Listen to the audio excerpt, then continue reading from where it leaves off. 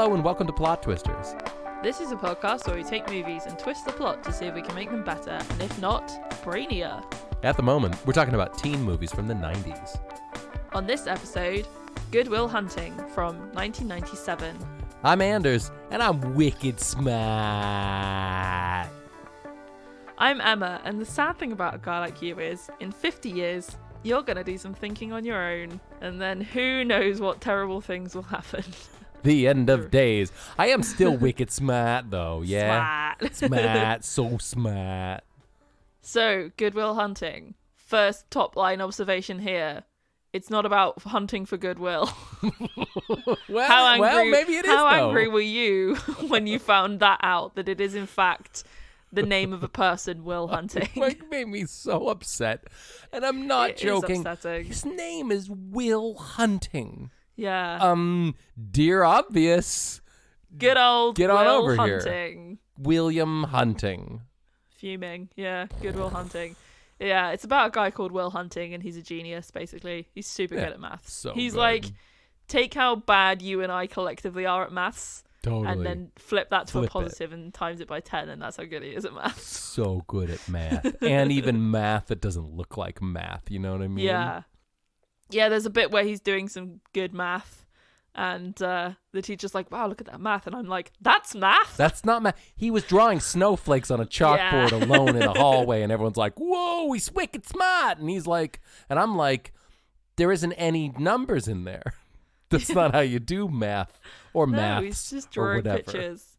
That could be a good parody, couldn't it, of Good Will Hunting, that is just drawing, like, he's doing Hangman on the board, and the professor comes up to him and is like, oh my God. Oh my God. How did you do that? Wow. Yeah. It's just like A, B. So Will Hunting, he's very, very smart, and we meet him hanging around Harvard University, which is a very good university in America, it turns out. We have learned from all the smart people go there. It's very aspirational. Go there. But plot twist. What? He doesn't go to Harvard. No. He's a janitor there. What? No way. So he's hanging around Harvard, and essentially this professor, played by one of my favourite actors, Stellan Skarsgård, he's super good at math as well. He leaves these problems on the board for his students to figure out, and the janitor, Will Hunting, comes and solves the problems. And it's amazing because it's like these super, super hard problems that nobody normal can do. Can't do it. This professor is like, wow, incredible. I must know who does this. He eventually finds out it's good old Will Hunting. Yep. But he's just been arrested for beating up some guy because it turns out his life is really hard and he's got loads of stuff going on. Yeah. And he's got these friends that he hangs around with, and they go to bars and just kind of have a good time, really. But then this professor is like, we need to find something better for this guy. He's a genius. He bails him out from the short-term prison area. You know, we go there for a bit and then they're like, oh, you can pay your bail and you can go. I think they just call that prison, right? Prison, yeah, I guess so. Or what's the? It's either jail or prison. Yeah. We know about the stuff like that. The clink, is that what they call it? The old lockdown. The slammer. The old and slammer. Go with slammer. Slammer's the best slammer, word. Yeah. He was in the slammer. That's the word. Is that a British thing, or do you say that in America? I don't know. That's Maybe a good one. I like it. I think you say slammer, yeah. The professor bails him out on the condition that he has to meet with him to do math stuff at Harvard, and he also has to go and see a therapist. And the therapist is Robin Williams. And they form this amazing connection. You know, Will's been very resistant to seeing any therapist. He goes through a few before he gets to Robin Williams' character, who's, I'm going to look up because otherwise I'm just going to keep saying Robin Williams and I'm going to get upset because... I mean, I'm fine. Yeah. I'm fine. I'm fine. It's fine. I'm fine. He's called Sean. Will keeps going to see Sean. They kind of start figuring things out, and it's very apparent that Sean has had all this real life experience. His wife passed away. He's been through some real stuff. And they slowly start to form this connection. So you've got Will hunting. He's going to the professor. He's being the therapist. It becomes apparent that the professor's kind of trying to force him down a path of success and is maybe a little bit jealous of him as well because he's so smart. Oh, so jealous. And Sean has his best interests at heart, I think anyway. So eventually things kind of work out okay. He starts seeing Skylar, who is a organic chemistry student. Isn't that organic chemistry biology, by the way? Well, side note, no. And you know why I know that? Because of this film. No, this film, and also that's my wife has a degree in organic chemistry. Oh, okay, cool. But I feel like it's the same thing as biology. It's the same thing, right? It's like you know, the chemical makeup of plants or whatever. Isn't that just science? Biochemistry. Yeah. What's the difference? Somebody write into the show and explain to me the difference between organic chemistry, biochemistry, chemistry, and biology. Also, somebody, when you write in, I'm gonna write a math problem on our internet, on our Instagram, and if you can solve it, then you get to go to Harvard. Harvard. She's dating Minnie Driver. Continue. He's dating her, and he kind of messes it up a bit. But then it's fine because he figures it out. Yeah. And they maybe go to California together. Yeah. We think he does. We think so. He drives off into the sunset. You know where the sun sets? It's kind of fine. In the West. Guess what the West is? California. Yeah. So it's just this movie about this very smart kid. And I suppose classism and the pressures on him that come from people trying to potentially, you know, abuse his talent and who has his best interests at heart. And then at the end of the day, he's been so resistant against the world and very angry with the world, and then he kind of realizes, like, I've just got to get on with it and I've got to get over myself a bit. And it has this incredible script. The script was written by Matt Damon and Ben Affleck famously, and it's about life, and it's really wonderful. It's a really wonderful film. Really good. Did you see it in the 90s, Anders? Oh, 100%. Yeah. I would have been mad if you hadn't. I would have been annoyed. You sat there and you were watching She's All That and Never Been Kissed, and you didn't see this one. What's wrong with you? Well, this is another movie that I've seen twice. I saw it in the 90s and then I saw it yesterday, which is a real trip. I watched this movie in high school because when I was in high school, I was really, really into... Well, I was into a lot of things that, you know, we don't need to rehash now, right? One of the things I was really into was pretending that I knew about cinema and movies, right? And still going strong still today. Doing it now. I've got a podcast. Look at me now, Dad. You know, I really liked you know, Kevin Smith movies. So I was a big fan of, like, you know, Clerks and Mallrats, and I also really liked Chasing Amy. So I remember seeing this movie, knowing that it was sort of in the Kevin Smith world, in that, like, he and Ben Affleck were friends, and I think maybe Kevin Smith helped get this movie made or whatever. But I remember watching it, and my takeaways from it were Harvard, right? And it was like a love story, and they got the guy fought a lot, and also math, but I didn't really understand it when I was younger. I watched it yesterday. Do you understand it now? I think I understand this movie. Nice. I think I know what I actually think, and I don't want to brag, right? I don't want to brag, but I think I know what this movie's about. Should we stop? Can we stop the accents now? Wait, whoa, yo, what are you talking about? I know about this movie. No, do you want to? I think I know what this movie is about. Yes. What's it about? It's about a couple things. One, it's got that, like, Chosen One vibe, right? Because this guy is the only guy who knows how to do math, right? He's special. This is a regular person who realizes he's special. That's one thing it's about. But I think it's really about trauma and grief and defensiveness and that thing where you've been hurt so much that you don't trust anybody and you don't want to step outside of your comfort zone or whatever, because he was treated really badly when he was a kid.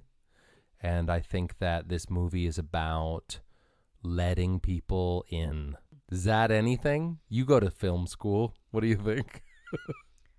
Hey, I respect your opinion.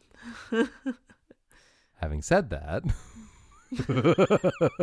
no, I think you're right. I just Right, thought I'd make right. you. I thought I'd make you nervous. thanks. I love it when you make me nervous. It sharpens me. It hones me. No, I really do think this movie is about trust issues and anger, and if you tell somebody that they're terrible enough times, then they might actually think that you're right. And there's a lot of heart in it, and there's some really good dialogue in this movie. And I got to be honest with you, Robin Williams, he just steals the whole dang thing, in my opinion. What about you? What do you think it was about? It's very impressive, because did you know that this film was essentially built out of a play script that Matt Damon wrote in college? I knew that they had never really written anything together, and that they were like famously like sleeping on, one of their couches or whatever while they were like had no money and were writing this. He wrote it as a play. That's interesting. It's very, very, very kind of, I suppose, inexperienced in a way. And they tried to get it made for 5 years. Whoa. And there's this crazy little story about how they got really fed up because they kept sending it to people, and they felt like they weren't really reading the script. Oh, no. So they'd send the script out, and they would be like, yeah, it was great, maybe you could change this. And they're like, did you really read this? Because movie studios get hundreds and hundreds and hundreds of scripts, and you usually have some right. assistant or whatever who's flicking through them all, and that's very intimidating as a writer to kind of go, oh my god, this thing I've like worked on for hours and hours and hours and hours, and somebody's just going to go, whatever. So what they did was they put a sex scene in the middle of the script between the two main characters. Right. Totally unprompted, made no sense, just stuck it in there in the middle. Love it. And they eventually took it to the people who did make the film. When they were talking to the producer, he said, well, I thought the script was great, but then I did have one comment. Yeah. There was this sex scene in the middle, and I was like, why is that there? Right. And they said, we want you to make the movie. Because he was the only person who demonstrated that he'd actually read the script, which is very fun. And the downside of that story is that person was Harvey Weinstein. Oh, no! Wow. That story is amazing, except for the part where it's Harvey Weinstein. Yeah. So it's been on a journey, that story. Right. And I think it's funny because I feel like this movie should irritate me, because I don't usually like, well, okay. Right. My perception Yeah. of my own mind is that I don't like things that are pretentious. However, that usually turns out to not be the case. But when I think something is pretentious, that sometimes turns me off it. And I think this film is pretentious at times. Right. But somehow it just works, and it's enjoyable, and it's beautiful, and it's amazing. And I think quite often you could look at a script where there is loads of poetic self-reflection on life, and he speaks to his therapist and he's a misunderstood genius, and you could go, oh yeah, all right, okay, fine. But it's not that. It's amazing. It's wonderful. I think there is just some really incredible raw poetic writing in there that maybe would be cut from another film because they go, that monologue's too long. Oh, that's not punchy enough. Oh, there's not enough action. There's too much dialogue. But it's there and it works and it's great. But how did they? So yeah, totally. But how did they get that? I know it took them 5 years, but in the end, how did they get it made and made exactly how they wanted it to be made without a bunch of like cuts and stuff? Well, I mean, we don't know that. Maybe it did, but it's it's very much a writer's film, I would say. Yeah, It I mean, feels like, anyway. if they cut stuff out, the movie was still like way over 2 hours long. So like, Yeah, it's a it's a long movie. That was a long movie. And I'm so old that I was like, oh my goodness, I don't know. It's 8:30. This movie's like 2.5 hours long. How are we going to get through this? But here's how we got through it, with real heart, because, it just melted my butter and pushed my bedtime later than I was expecting. And that was fine because Robin Williams and also Matt Damon. And I'll tell you right now, even Ben Affleck, and to a slightly lesser extent, but still relevant, Casey Affleck, right? I was into it. And Minnie Driver. And the rest. I really like that bit. There's this bit, you mentioned it in the recap, but there's this bit where the math teacher, who's really good at math, realizes that Will Hunting is better at math than he is at math. And he has that, like, do you remember that movie about Beethoven? No, was it a movie about Beethoven? Do you mean Amadeus? What? Yeah, that movie Amadeus, right? Yeah. Where Salieri is like, this guy's better than me, and I'm so mad about it, right? Yeah, I'm meant to be the genius. I'm the fancy maths guy, right? Everybody knows it, and I found you, and you're better than me, and then Will's like, this stuff's easy for me. This is a waste of my time. Trust me, it's right. And it's embarrassing that you don't know how to do math the way that I know how to do math. And you can see him, and his whole world is crashing around him. Yeah. And it's so good. I loved that part so much. Imagine how Will Hunting would react if somebody who was even smarter than him came along now. Not possible. Will Hunting is the best at math in the world, and he's not even trying. Can you imagine being the best at something like that? Don't have to. I know what it's like every day of my life. Totally. Yeah, because you're the best at like a couple of things. Isn't that right? Yeah. Yeah. Number one. Being me. Nobody does it better. Right? Nobody does it better. I'm That's the only true. one. What's the other thing you're the best at? Crochet. Really? Of all the things, of all the gin joints in all the world, and all the things one could say that they're the best at without backing it up, crochet. That would be a good movie, though. Just like, this is the person who's the best at crochet. Yeah. You know what that movie would be called?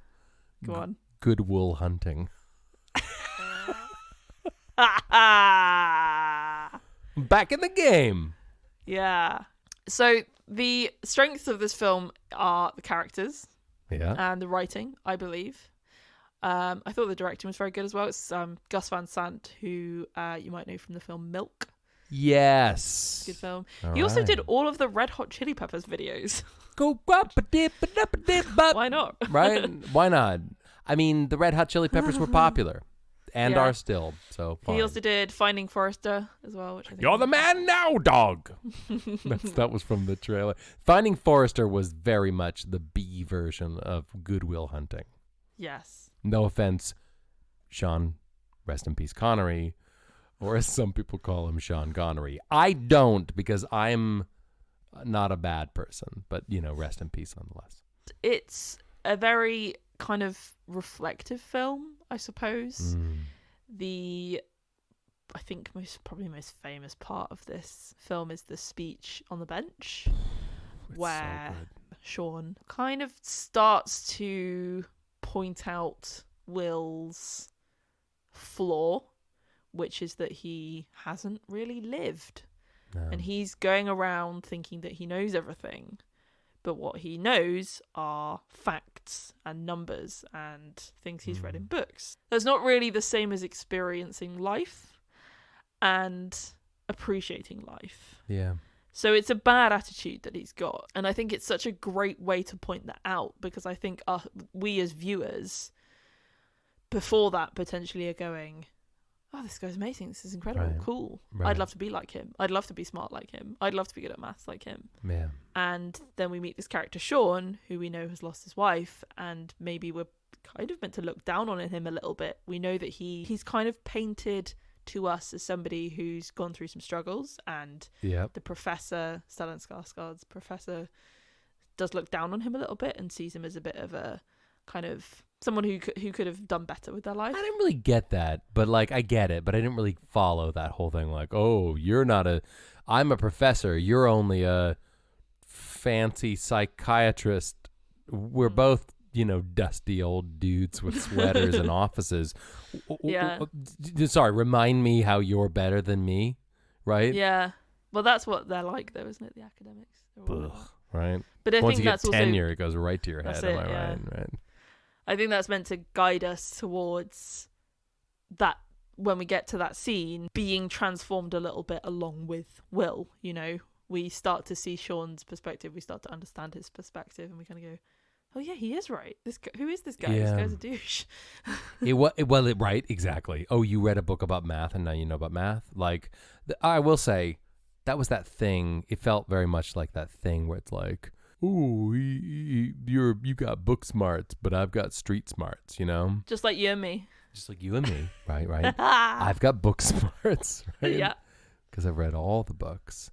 And you've got that thing where you, could kick a penknife out of an attacker's hand, because you're so streetwise. Yeah. Let me tell you a story, right?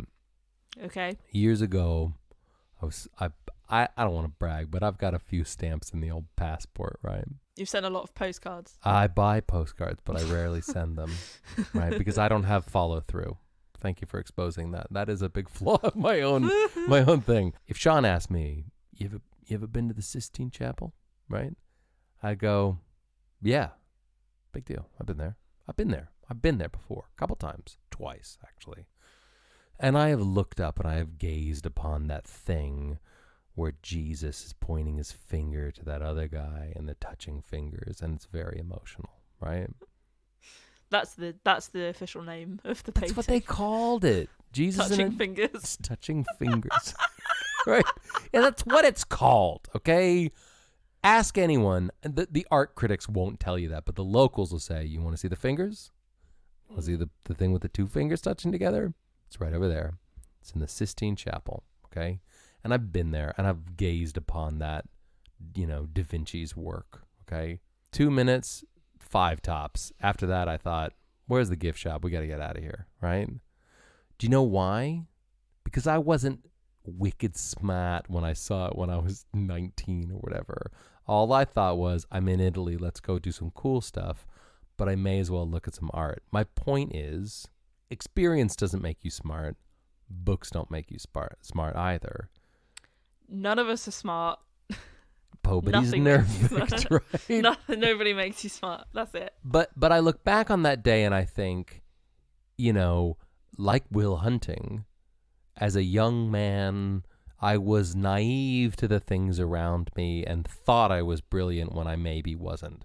I've seen the Sistine Chapel, but I didn't really see it, man. You know what I mean? And maybe I should have looked at that roof more, right? Yeah. Those fingers touching. Toccare le dita, they call it. That's what they call it, toccare le dita, right? Did you just translate fingers touching in Italian? You're the best. Nobody does that. Nobody translates my things for me. I think the thing about the Mona Lisa is it's so small. Yeah, it sucks. Look how small it is. Hey, you want to see the Mona Lisa? Top tip. Go to the gift shop, look at a poster. You get a better view. Poster. It's really small. No one There's will loads tell of you. people in the way.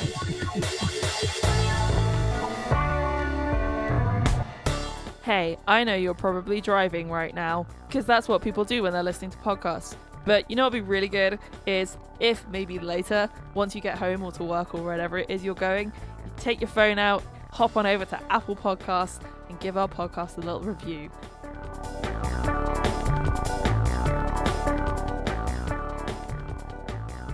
So, shall we take this multiple Oscar-winning script and switch it up a little bit? Here's what I'm thinking about this movie, right? Okay. I get it. Matt Damon, right? Will Hunting, if you will. Yeah. You're really good at reading books and then remembering everything from the book and being smart, okay? Yes. And we all just accept that Will Hunting is a sponge and a genius, okay?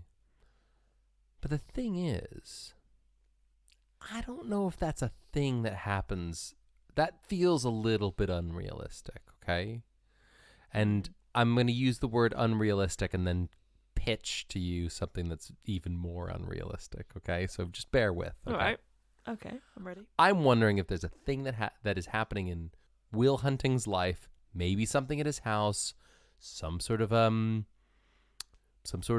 access to some primordial ooze or some sort of a magic frequency that is giving him the power to do math. What I'm saying is, what if he's really good at math and everyone's like, he reads books, he must be good at math, but it's not from books. It's from some sort of a glowing orb that was accidentally delivered to his house one day, and if he touches it, he's good at math. So it's kind of like a Spider-Man situation, except it's not a permanent spider bite. Exactly. He's got to keep going to that well. Attached to a physical object. Yes. And what's the object? That's what I want to know. What do you think? Let's riff it. What are you thinking? It's a teaspoon. Ooh, very small, portable. I like that. Where did the teaspoon come from? It came from a like a pawn shop.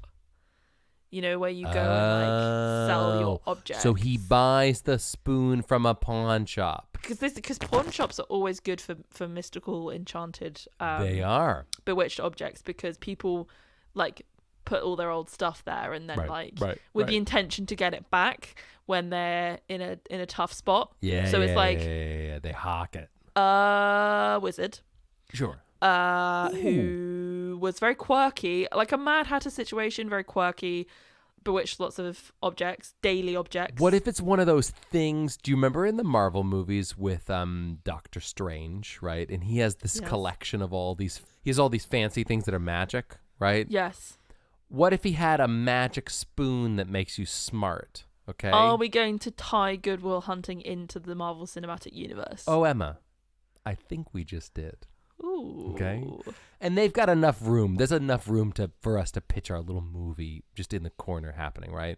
Doctor Strange, there's a part between when he becomes Doctor Strange, but before when he teams up with the Avengers. Yeah. Where he's just the custodian of that building in New York, right? The pre-Avenger years, yeah. Exactly.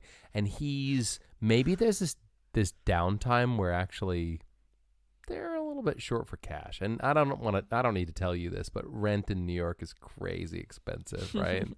So maybe he hawks a few items, including a magic math spoon. Can I suggest that he is like going through his cutlery and he's like, oh, that's one's magical. That one's not magical. That one's not magical. That one's magical. That one's not magical. And he's like, cool, I'm going to take all the non-magical ones to the pawn shop. But then he like puts it on the side and there's like the doorbell rings. He makes a mistake. Hand goes. Yeah. Who's at the door? The spoon. Iron Man, right?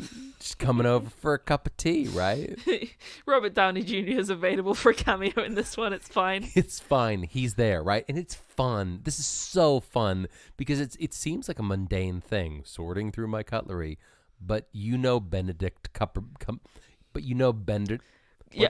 What is it? Bendersnatch Cumberbatch, right? Yeah. You know Bandersnatch tennis match. You know Benismatch Modestsnatch is going to do such a good Benderdoc Benderdo Benedict. That guy's going to do such good acting in that scene that it'll be worth every penny, which by the way, most of the money for this movie is going to go to Benedict Cumberbatch doing this thing, and also Robert Downey Jr. showing up and going, "Hey, got a spoon to stir my sugar in my coffee?" And he goes, "Oh no, I gave them all away to Goodwill.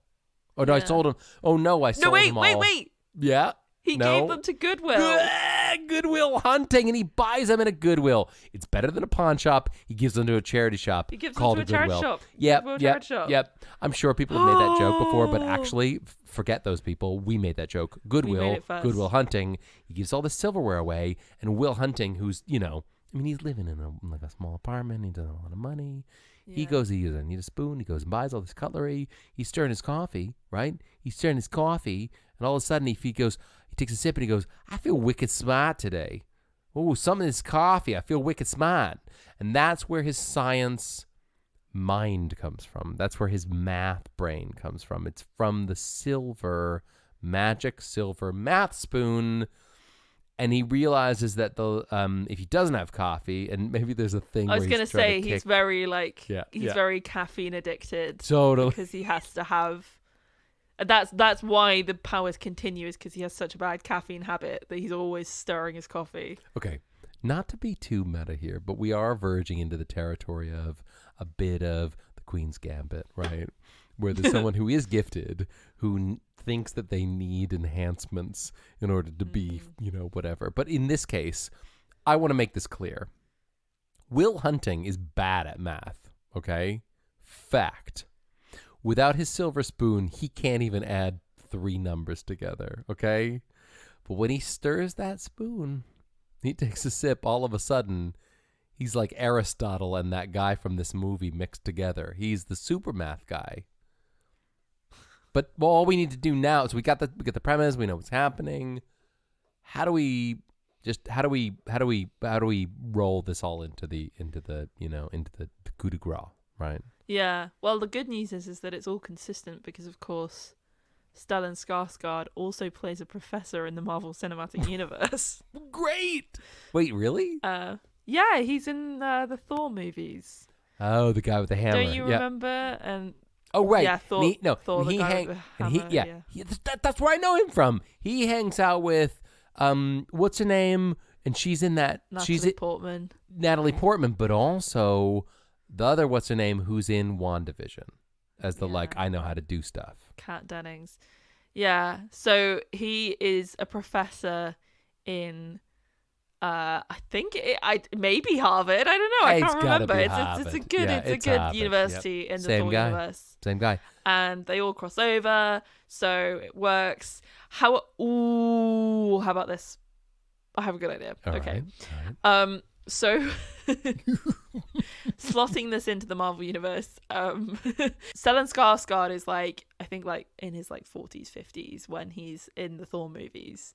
So he's younger in Good Will Hunting. Yes. He the part of his character in the Thor movies is that he's kind of got these theories and stuff about, Tesseracts and other worlds and stuff like this. So how about when he's young and he's a professor at Harvard, he's thinking there must be superhumans out there. There must be superheroes. Yeah. And then he comes across this guy who's incredible at math, and he's like, maybe this is the one. Yes. Maybe this guy is a real superhero. Yes. And then the movie progresses exactly the same, except you occasionally have cutaways of Stellan Skarsgård going, yeah. Oh my god, he's a superhero. And you also have Will Hunting vigorously stirring coffee. And I feel like there's going to be a scene where in one scene he hasn't had his coffee at all, and he can't do he has a mug.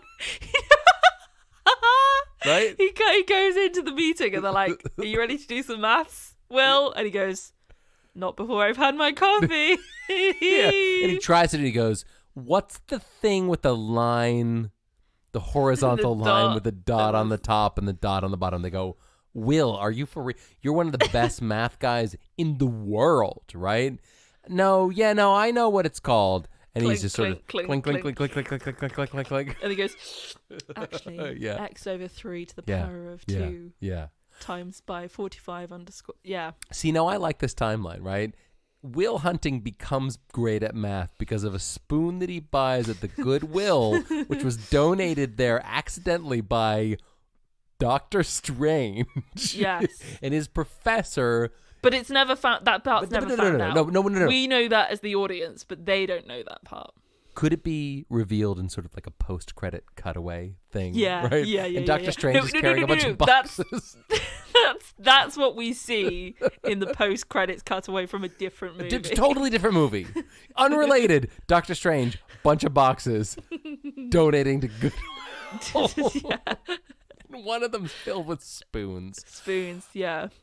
And so the outcome is Stellan Skarsgård's professor, the professor, I can't remember the name in the Marvel movies, but he eventually, I don't know, maybe Sean, the therapist, says you need to give up coffee. So he does, and then he loses his powers, but he's happy and it's fine. And Professor Skarsgård goes, well, I guess it isn't real. right? I guess superheroes aren't real this whole time. Right. But then he gets 30 years later, friggin' Thor turns up. What? Yeah. It all connects. Man, that's good. It is good, isn't it? Wow. Hey, Marvel. Hire me, Marvel. Can you pick this bombshell up, please, and thank you? Where are you going to make your next $1 billion? Right? It's from the new version of Good Will Hunting. Okay. Yeah. And you're welcome. Quite frankly, right? And do you know what I will say? Final thought about this movie, right? A, it's not my fault. Emma, it's not your fault. It's not my fault. It's not your fault. It's not our fault, right? And B, our twist of this movie and its subsequent release and multi-million-dollar sales is inevitable. Yeah. But you know what that movie is really about? You know what it's really about? What? Buy from charity shops, you know? Yeah, man, in our, it's good for the planet. It's good for the planet and this disposable sort of, high street fashion, disposable fashion lifestyle. Like, it isn't sustainable. So you should buy secondhand. And at the very least... You never know what you're going to find. Yeah. Magical spoon. At the very least, you're going to fill your home with cool vintage things. At the very most, magic spoon. Magic spoon. Emma, I think we've done that thing, and we have twisted it. There's only one more thing that we need to do, and that is we need to rate this movie. I would love to know, on a scale of 1 to 5, double cheeseburgers in the back of a car, how many double cheeseburgers would you give the 1997 classic Good Will Hunting? 4.5. Ooh, that's high! Yeah. Chomp. Nice. I feel like we've had cheeseburgers before. Is that a recurring thing in lots of American movies? There's always a cheeseburger. I don't know. In this movie, Ben Affleck gives Casey Affleck a double cheeseburger, and I remember thinking, yeah, that's how we're going to rate this thing. 4.5. Wow, yeah. Nice. How about you? 4. It's really good. It's a really good movie. I love the pauses. I love the dialogue. It's more about what they're not saying. Jazz. And what they are saying. The notes you don't play. Yep. Jazz. Yep. Jazz. Yep. But quite frankly, the thing I loved the most about it was Robin Williams. He was so damn good in this movie. Yeah. Sorely missed. He was great. Fact. He was great. This movie rules. That and Mrs. Doubtfire. Fact. It was a run by fruiting. Hey, listen, before we go, I have a question I want to ask you, and I feel a bit awkward about it. Is it okay if I just ask you that question? Yeah, sure. Go for it. Just to set the right expectation, this is a question about fruit, okay? Oh. Is that fine? Okay. Right. Yeah. Right. All right. And it's about your preference of fruit. Is that still fine? Yeah. Okay. Go for it. Yep. Do you like apples? I do. Yeah. Thanks. I don't know why I was so awkward about asking you that, but it's good to know. Yeah. No. Thanks for getting it out there. It's good. Cool. I like apples also. So Great, so nice. good. We Good fruit. Yeah. feel a lot better about that. Yeah. Anyway, thanks for listening to this episode of Plot Twisters. Leave us a review on Apple Podcasts if you have the time. We'll see you next time. Goodbye. See you later. Wicked goodbye. Well, I got another. How do you like them apples? You like them apples. Goodbye.